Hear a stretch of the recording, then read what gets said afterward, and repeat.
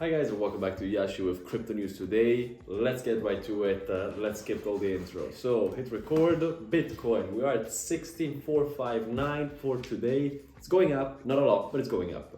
Ethereum, same thing, up 1% at 12.13. We finally surpassed the $1,200 mark.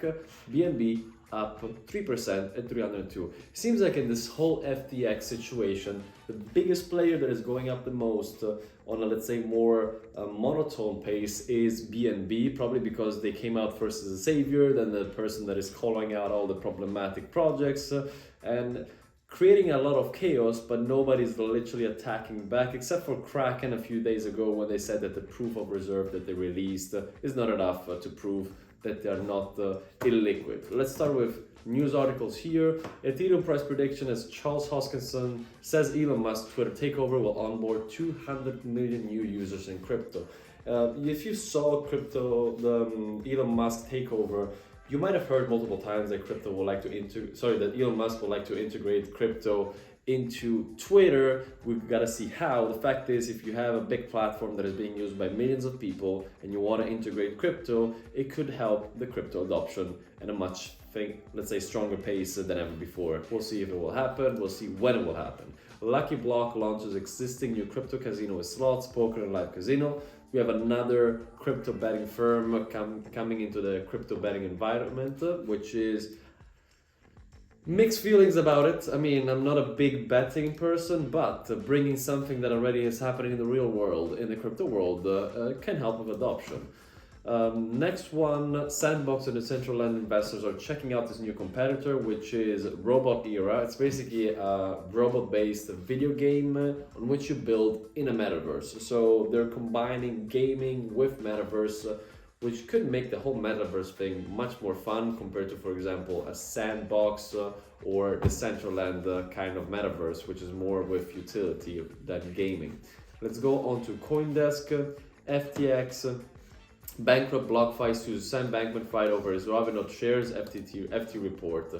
BlockFi just filed for bankruptcy protection and they're suing Sam Bankman for the Robinhood stocks he owns. So Sam Bankman had a couple of tens, if not even hundreds of millions of dollars in Robinhood's holdings. The question is, will he be forced to liquidate them or not? And BlockFi went straight for those. We'll see what will happen there. BlockFi has been, let's say, contagious by the FTX scandal. They are now in bankruptcy protection. Will they go bankrupt? That's a big question. So I was involved in BlockFi. Like, I had staff ownerships in BlockFi, so we'll see what happens there. BlockFi received a $400 million credit line from FTX earlier this year, and this is pretty much why they filed for bankruptcy protection, because $400 million is a lot. Crypto exchange Kraken settles case with US Treasury over serving customers in Iran. This is interesting because we have involvement of the US government politically with an exchange. What was happening here, basically Kraken did not put in IP address measures and Iran customers were able to use Kraken for doing transactions. The settlement was little, 362K, and Kraken put in also another 100K to implement additional sanctions compliance controls. Nothing big, but interesting that we have some kind of involvement between government and private. The centralized crypto exchanges will remain dominant despite FTX collapse, JP Morgan.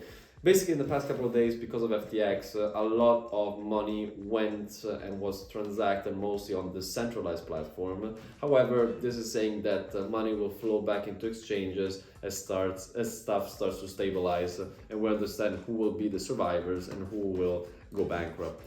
Last but not least, we have Cointelegraph today. Non-whale Bitcoin investors break new BTC accumulation record. This is good news. We don't have only whales starting to accumulate Bitcoin. We also have people which are holding up to 10 Bitcoin, so smaller crypto investors trying to hoard this Bitcoin, possibly because they're optimistic about it. Chainlink eyes 25% rally ahead of Link staking launch in December.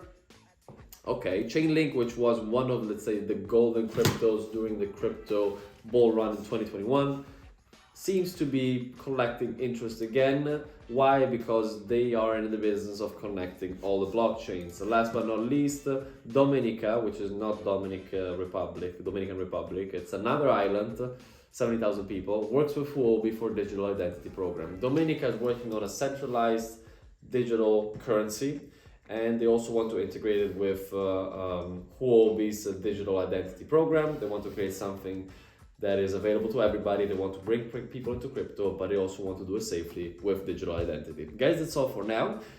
I'm happy to see that we're starting to see more articles about other things and not only FTX. A third of today was FTX, so we're starting to slowly go away from it, except for when we have bankruptcy related to all the, let's say, contagions that FTX created. Guys, that's all for now. Thank you for watching. If you like what I do, please like and subscribe. And if you would like me to add some more information, look at specific other websites, please leave a comment and I might take a look.